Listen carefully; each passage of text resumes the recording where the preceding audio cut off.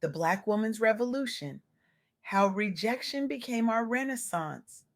Welcome to Soft Girl Era, where we explore the journey from constantly grinding to finally grounding in joy, peace, softness, and self prioritization. I'm LeAnne Dolce, pronounced Dolce, and today I'm sharing transformative insights that have fundamentally shifted my understanding of power, resilience, and revolution. These revelations come from my profound conversation with Jessica Green, a visionary researcher whose groundbreaking work is documenting what might be the most significant economic and social shift happening in America today. Jessica isn't just collecting data, she's illuminating a movement that challenges everything we think we know about power, adversity, and triumph. Her research doesn't just inform, it liberates. It doesn't just document, it validates. And today, her insights will transform how you understand the future of American entrepreneurship. We've all heard the narrative about Black women in today's economy, the statistics about discrimination, the barriers that seem insurmountable, the setbacks that keep coming wave after wave. These realities are harsh, undeniable, and exhausting. But what if I told you that within these very challenges lies an untold story so powerful, so revolutionary, that it completely flips the script on who's actually shaping America's economic future? This is the counterintuitive truth Jessica Green illuminated in our conversation. Despite facing disproportionate job losses and systemic barriers, Black women aren't just surviving, they're pioneering a historic surge in entrepreneurship that's literally reshaping America's business landscape from the ground up. Let that sink in for a moment. In a time when we might expect retreat, there is instead remarkable advance. In a season that could justify surrender, there is instead strategic reinvention.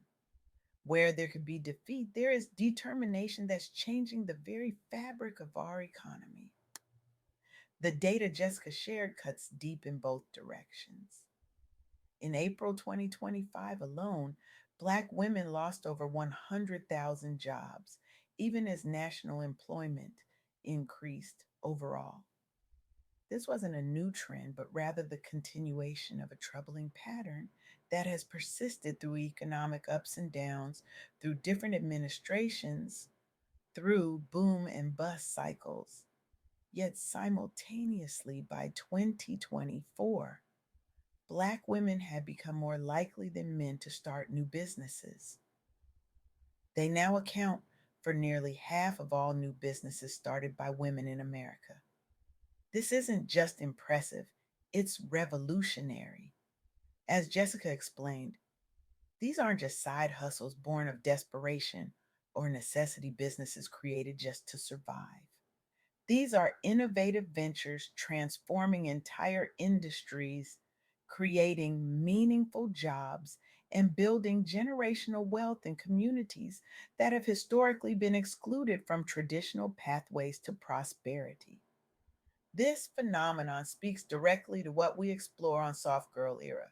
It's about redefining strength not as endurance of pain, but as the courage to create something new.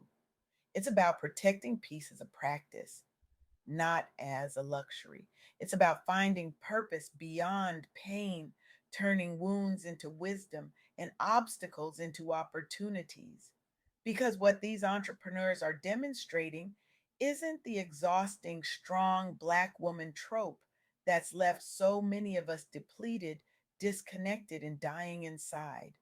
It's something far more powerful, the ability to transform rejection into renaissance, to create new paths when existing ones are blocked, to build communities of support when institutional backing fails. Let me share three remarkable stories Jessica highlighted that bring this resilience revolution to life.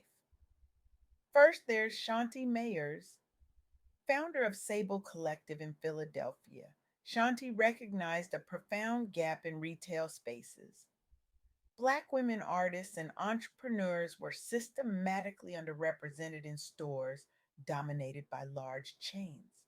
Rather than simply accepting this reality, she created an alternative.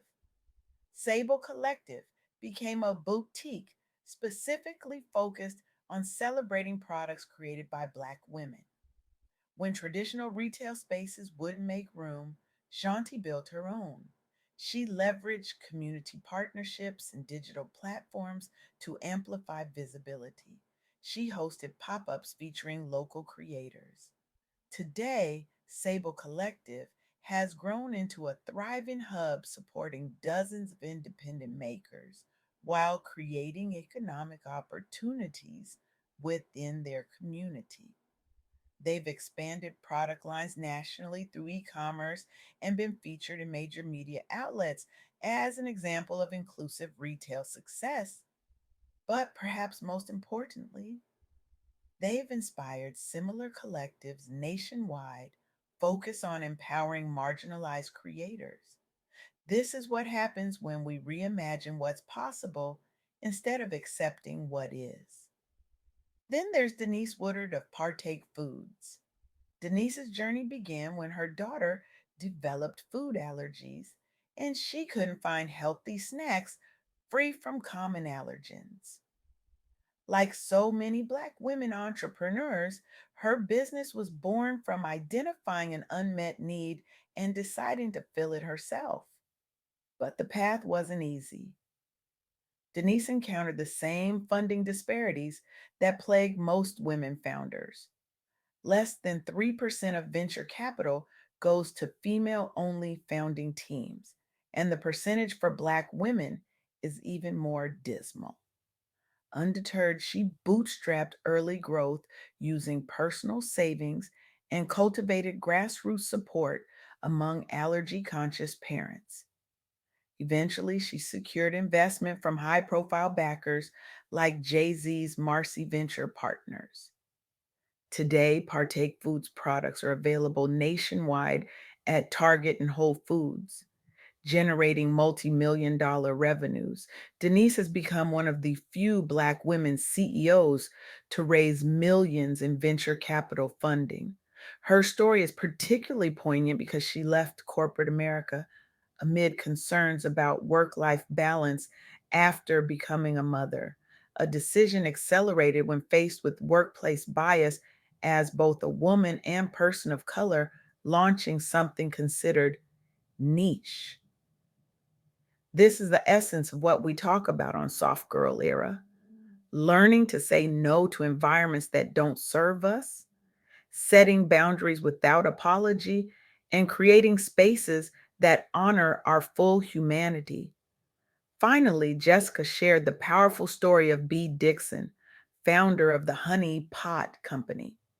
After struggling with chronic health issues unaddressed by mainstream feminine care brands, Bee developed plant based solutions tailored specifically toward underserved consumers, especially women of color. The challenges she faced were immense.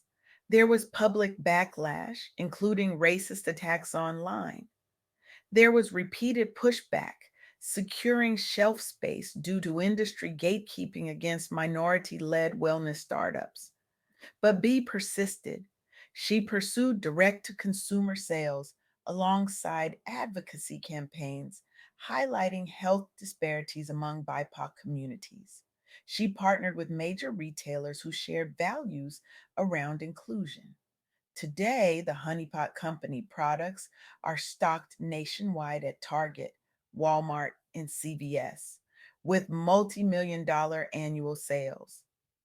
B credits mentorship networks among fellow women of color founders as critical during periods when external investors were skeptical or dismissive. Her company has become one of few nationally recognized natural care brands led and founded entirely by a woman of color team. More importantly, she set a precedent showing how culturally responsive products can drive both social change and commercial success across industries previously hostile or indifferent to diversity driven innovation.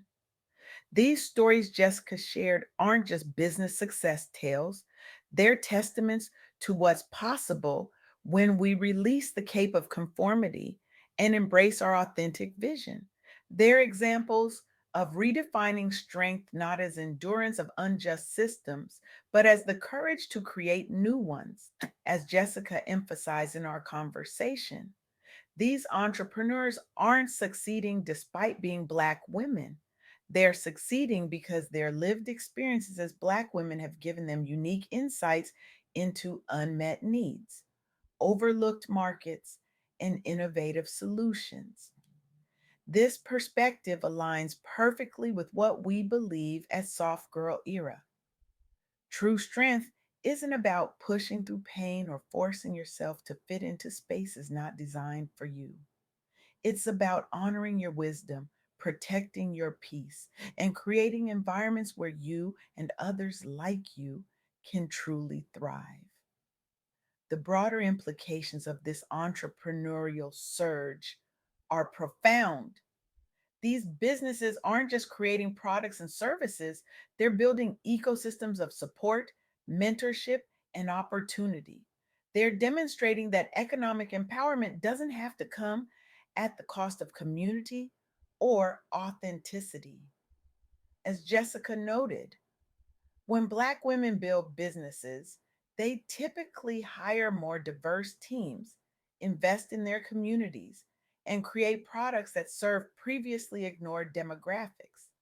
This isn't just good for Black women, it's good for the entire economy. This brings me to perhaps the most important insight from my conversation with Jessica. The very challenges that have pushed Black women out of traditional workplaces may be catalyzing one of the most significant economic transformations of our time. Declining DEI initiatives, policy rollbacks, and persistent biases have made corporate career paths increasingly precarious for Black professionals. But rather than accepting marginalization, many are choosing sovereignty. Rather than fighting for seats at tables where they're undervalued, they're building their own tables and inviting others to join them. This isn't about giving up on equity in existing institutions. That work remains vital. But it is about recognizing that sometimes the most revolutionary act is to create alternatives rather than waiting for reform. So today I challenge you. How will you participate in this revolution? Will you support Black women owned businesses not as charity, but as investment in innovation? Will you recognize the revolutionary power of creating new systems rather than fighting for scraps within broken ones? Will you see rejection not as defeat, but as redirection toward something greater? Because this isn't just about business, it's about freedom. It's about dignity. It's about refusing to let others define your worth or limit your potential. The entrepreneurs Jessica highlighted demonstrate this truth beautifully. They show us that softness isn't weakness, it's a radical act of self trust and vision.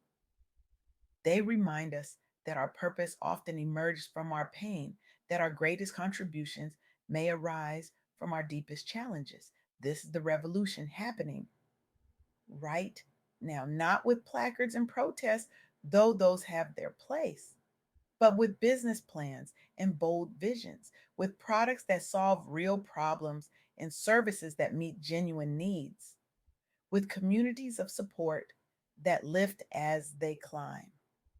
And you have a role to play. Whether you start something new or support those who have, whether you invest dollars or simply share their stories, you can help transform rejection into renaissance. Because in the end, that's what this is, not just an entrepreneurial trend, but a renaissance, a rebirth of possibility, a reclaiming of power, a revolution disguised as business. And revolutions, my friends, change everything.